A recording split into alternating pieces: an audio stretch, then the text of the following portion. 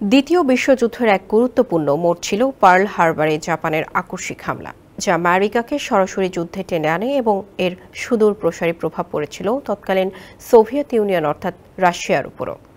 সেই ঘটনার বহু বছর পর ইতিহাস যেন আবারও ফিরে এসেছে ভিন্ন রূপে। ইউক্রেন রাশিয়া যুদ্ধে ইউক্রেন রাশিয়ার অভ্যন্তরে বেশ কয়েকটি বিমান ঘাঁটিতে হামলা চালিয়ে ব্যাপক ক্ষয়ক্ষতি ঘটিয়েছে। অনেকেই এটিকে রাশিয়ার জন্য আরেকটি পার্ল হারবার বলে অভিহিত করছেন, কারণ এই হামলায় রাশিয়া বিপুল সংখ্যক যুদ্ধ বিমান হারিয়েছে, যা তাদের সামরিক সক্ষমতার উপর বড় আঘাত। এই ঘটনায় রাশিয়ার জন্য এক কঠিন পরিস্থিতি তৈরি করেছে। ধারণা করা হচ্ছে এই হামলার পর ইউক্রেনে পুতিনের আক্রমণের কৌশলও নাটকীয়ভাবে বদলে যেতে পারে। এ যেন ইতিহাসের পুনরাবৃত্তি, এক অপ্রত্যাশিত আঘাত যা যুদ্ধের গতিপথ পরিবর্তন করার সক্ষমতা রাখে। বিস্তারিত থাকছে প্রতিবেদনে। ওয়ালটন আবারও মিলিয়নিয়ার অফারে ওয়ালটন ফ্রিজ কিনে আপনিও হয়ে যেতে পারেন মিলিয়নিয়ার।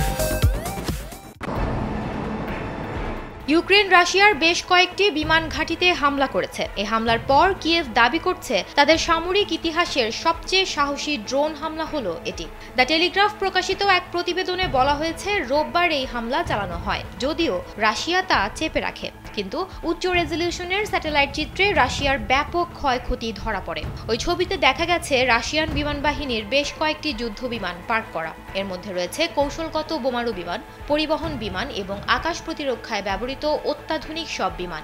ইউক্রেনের হামলার পর তার রীতিমতো ধ্বংসস্তূপে পরিণত হয়েছে।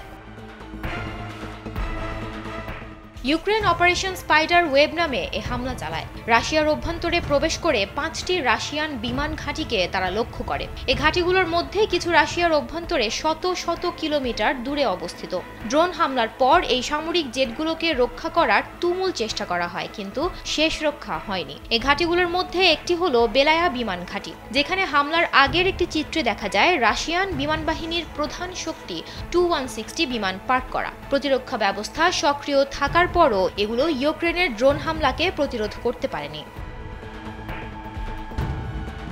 কিয়েভের কর্মকর্তারা মনে করেন তারা রাশিয়ার সবচেয়ে মূল্যবান বিমান সম্পদের 1/3 ধ্বংস করেছে। এসব বিমান দীর্ঘদিন ধরে ইউক্রেনে ধ্বংসযজ্ঞ চালিয়েছে। প্রযুক্তি বিশেষজ্ঞ ফ্যাবিয়ান হফম্যানের মতে, মস্কোর পক্ষে আগের নিয়মে হামলা করা কঠিন হবে যদি তারা তাদের কৌশলগত বোমারু বিমানের উল্লেখযোগ্য সংখ্যা হারায়। বেশিরভাগ স্বাধীন বিশেষজ্ঞের মতে রাশিয়ার কাছে তুলনামূলকভাবে কম কৌশলগত বোমারু বিমান রয়েছে, যার সংখ্যা 90টির বেশি নয়। ইউক্রেনীয় কর্মকর্তারা সোমবার বলেছেন তাদের কোয়াডকপ্টার ড্রোনের সেনাবাহিনী 13টি রুশ বিমান ধ্বংস করেছে, যার মধ্যে 12টি কৌশলগত বোমারু বিমান। আরও 2 ডজন বিমান ক্ষতিগ্রস্ত হতে পারে, যদিও কতটা ক্ষতি হয়েছে তা এখনও অজানা।